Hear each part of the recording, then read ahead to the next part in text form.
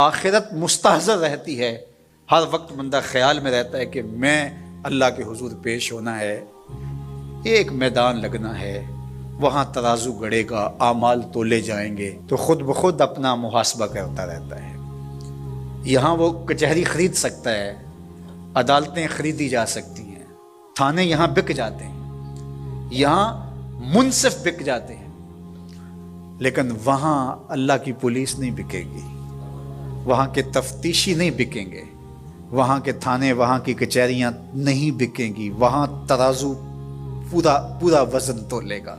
یوم تبلی السرائر فما له من قوت ولا ناصر، فرمایا جس دن راز کھول دیے جائیں گے، کوئی کسی کی مدد نہیں کر پائے گا، اور نہ کوئی طاقت سے اپنے عیب کھلنے سے روک سکے گا۔ تو جب مستحضر ہوگا کہ میں اللہ کے حضور پیش ہونا ہے، ایک کچہری لگنی ہے، ایک عدالت لگنی ہے۔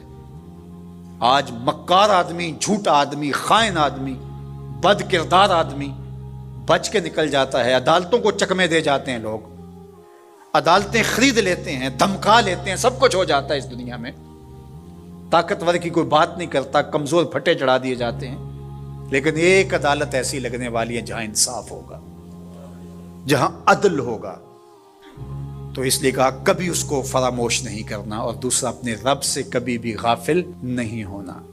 اپنے رب سے جو غافل ہو جاتا ہے وہ زندگی کے مقصد کو کھو بیٹھتا ہے، اور اسی کو رومی کہتے ہیں دنیا ہے یہ چیز، دنیا از خدا غافل بدن۔ دنیا کیا ہے؟ کہا سونے چاندی ہیرے جواہرات کا نام دنیا نہیں ہے، خدا سے غافل ہو جانے کا نام دنیا ہے۔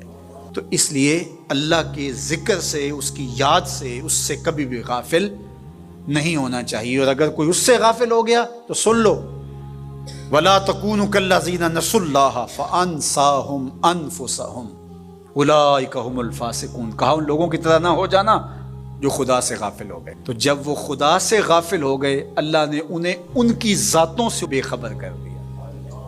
کسی نے کہا اقبال سے کہ تو نے خود ہی کا سبق کہاں سے لیا تھا؟ کہا قرآن کی اس آیت سے لیا تھا۔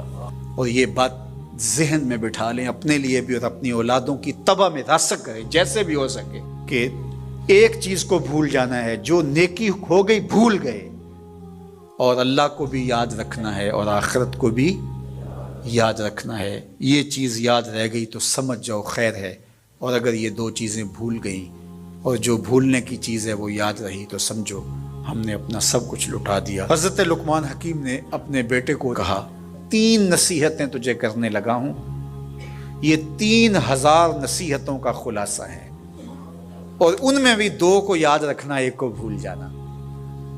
تو بیٹا ہمہ تنگوش ہو گیا، تو حضرت لقمان بولے جو نیکی کی ہے اس کو بھول جانا، جو نیکی کی ہے اس کو بھول جانا، اور موت کو اور اپنے رب کو یاد رکھنا۔ یہ میری ساری نصیحتوں کا خلاصہ ہے۔ جو نیکی کی ہے وہ بھول جانا، چاہے وہ کسی شخص کے ساتھ کی ہے، چاہے وہ نیکی عبادت کی صورت میں ہے، چاہے وہ ریاضت کی شکل میں ہے، خدمت انسانی ہے، کسی رشتہ دار کے ساتھ نیکی کی ہے، تو کہا بھول جانا جس طرح کی ہوئی نہیں ہے۔ حضرت معاذ بن جبل رضی اللہ تعالیٰ عنہ حضور کے روضہ انور کے سامنے بیٹھ کے رو رہے تھے۔ حضرت عمر گزرے تو پوچھا اے معاذ کیوں رو رہے ہو؟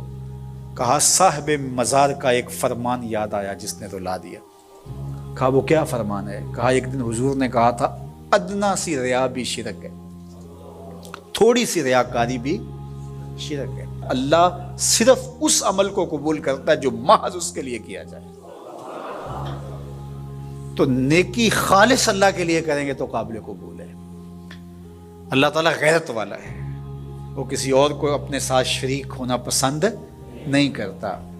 تو جب بھی نیکی کرو، یہ ثلث دین ہے، انما الاعمال بالنیات۔ اس حدیث کو علماء نے کہا ہے 3 حصہ دین کا اس میں ہے کہ اعمال کا دار و مدار نیتوں پہ ہے۔ نیت کا خالص ہونا شرط ہے، ورنہ محنت بھی کی، سجدے بھی کیے، خیراتیں بھی کی، سب کچھ کیا، لیکن نامہ اعمال میں 0 کو ہوگا۔ کیتی کتری پئی کھو محمد تے سکہ بنیا سردا۔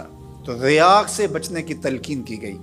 حضرت لقمان حکیم نے کہا جو نیکی کی ہے اس کو بھلا دینا، اللہ کو اور اپنی آخرت کو کبھی فراموش نہ کرنا. جب